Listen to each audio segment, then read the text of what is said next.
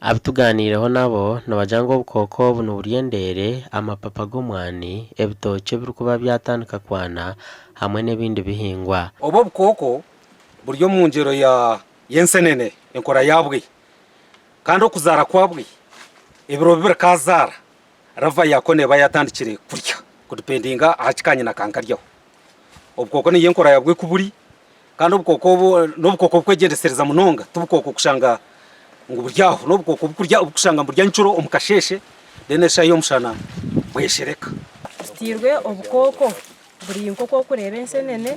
nuburya endere burya bitoke burya hamwe na muhogo na nemyanya hazabu tutahirire muhogo tuzakine mapapa zona zomere nemitumba eyomere so turuho tubuzurwe n'icyo kutekera abana nobuzara washanga yibukuba buri aho bukuba butire obwana bwabwe noshanga kakantu kamwe kashimye kubana karenga nkazara nk'umuntu 50 plus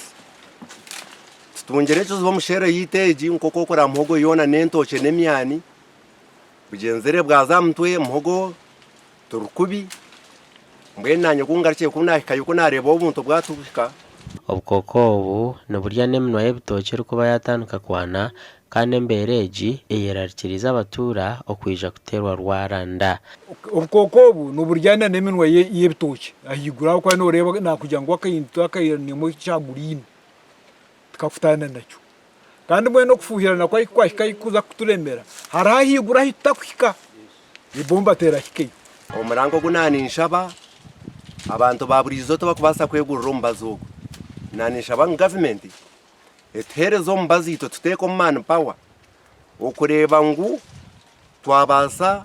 nkashero tukakwata abantu abo ningatoruko bashaba tukakwata bomba zitu tukakoresa mane gitu.